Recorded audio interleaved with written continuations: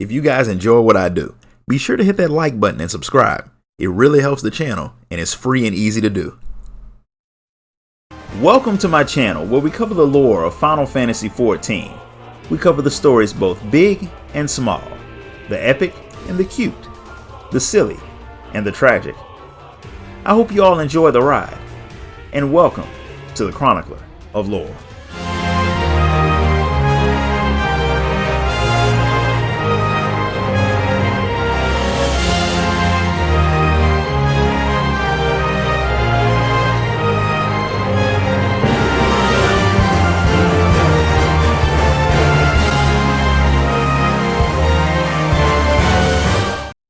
While out in Dravania, Y'shtola and Cid get to see firsthand as a group of goblins activate a giant machine that is not a machine at all.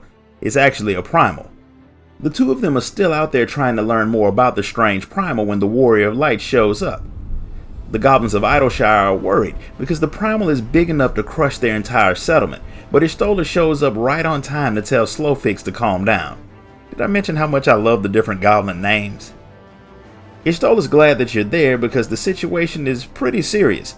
The shifting of the ether in the area proves that the big machine is in fact a primal. The good news is it stopped moving when it had barely popped out of the river. The bad news is there's no telling when it will start moving again, or what it will do once it does.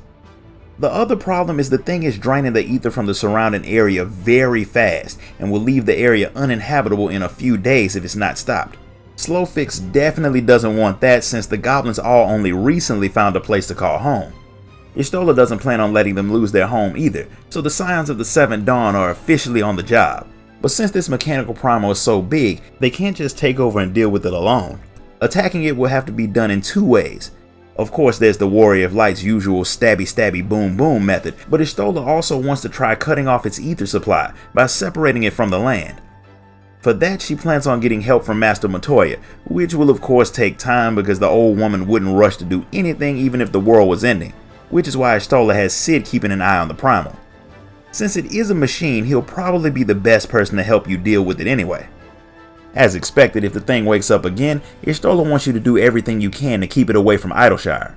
With the plan made, Y'shtola heads off to talk to Matoya, while Slowfix sends the Warrior of Light to talk to Backrix, who should know where Cid is. You don't have to wait long to find Cid, because he shows up to talk to Backrix as soon as you get there. He knew the situation was bad, but once the Warrior of Light tells him just how fast the primal is draining the land's ether, he realizes that it's way worse than he thought. From what he's learned from Backrix, it's very likely that the Illuminati are behind this. They know how to summon a primal, and they're crazy enough to do it.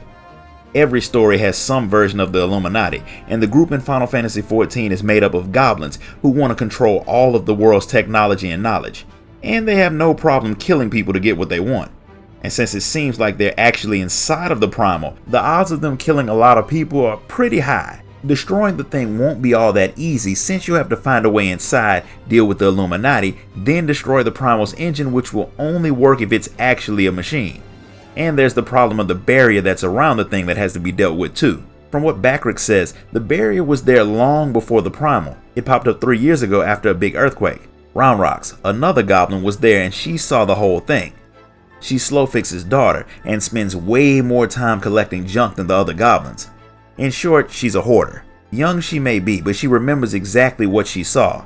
The mechanical primal had rose up out of the water, which caused the earthquakes, which means this isn't the first time someone summoned that particular primal, but they failed the last time. So Cid's question is, was it the Illuminati who had summoned it before, or was it someone else entirely? A goblin that you all know well, who is apparently an expert on the Illuminati, Brayflox Alltalks, shows up, and Cid decides to talk to her to get some information on your enemies, while the Warrior of Light goes to help Biggs and Wedge find a way into the giant primal. While you're all making your plans, an Al Ra with the scar on her face watches you from a distance. The barrier is posing a problem for Biggs and Wedge, but when the primal came out of the water, it put one of its hands on shore through the barrier, giving the two of them an entry point into the big machine.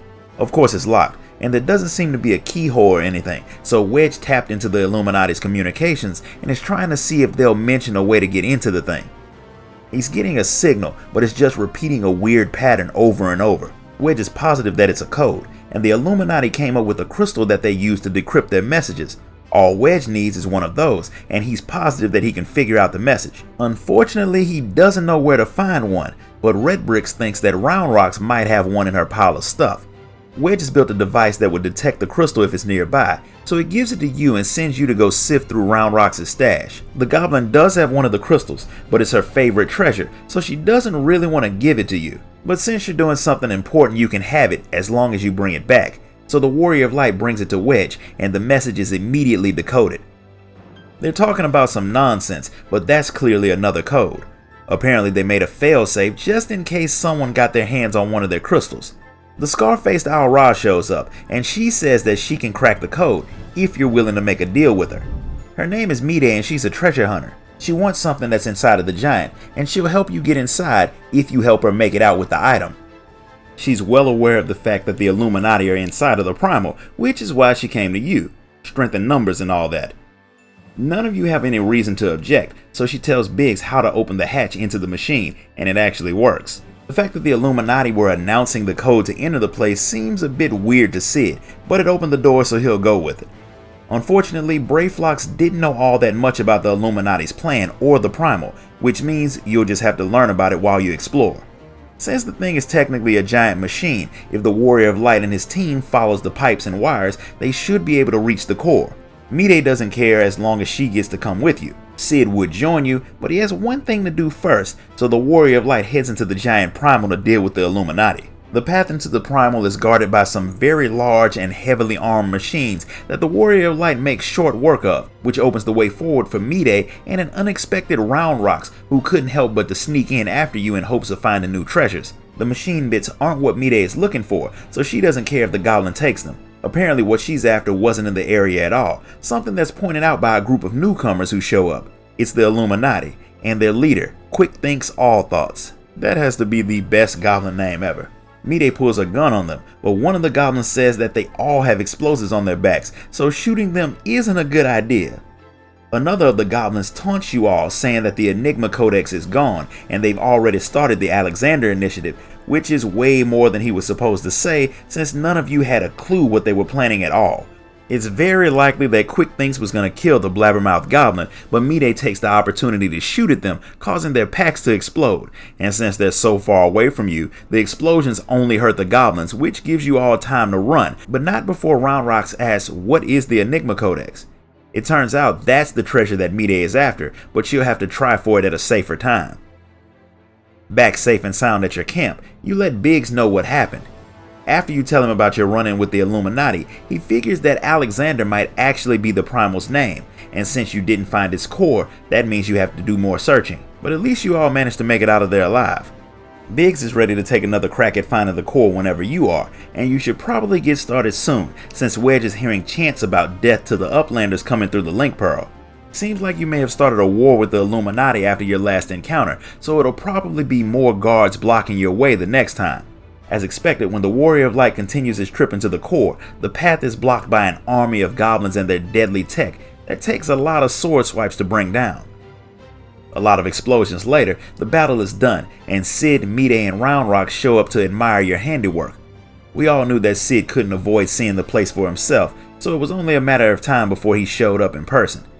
Sid's curious about what Mide is searching for, and she doesn't even try to hide it. She wants the Enigma Codex, which is a book that holds the work of one of the greatest masters of technology from a little over 100 years ago. It has plans inside for everything from machines that can run for a century to things that can make better cheese. Even selling a single page from the book would be worth millions. The most important bit of info in the book, however, is a plan for a walking citadel. That's the form that the Illuminati's primal took, since they used the book's knowledge to summon it, a fact that Mide already knew since she'd both seen and read from the Enigma Codex. The Citadel was meant to be a fully self-contained city with places to live and grow crops, so the people who lived there would never have to leave. Add to that the fact that the place was nearly impregnable and able to move back and forth, it became the perfect fortress, one that was meant to take the world's best and brightest to all the corners of the world so they could learn the mysteries of creation, all from inside of the fortress named Alexander. The Illuminati are hoping to use the fortress to gather knowledge in the same way, but this version of Alexander is actually a primal, which means walking it around the world would leave a trail of etherless wastelands in its wake, which adds to the extreme need to stop the Illuminati as soon as possible. And that's where we're going to stop for today. If you enjoyed this video, hit the like button, subscribe, and drop a donation through the link in the description to help me keep making content. Until next time, guys. Later.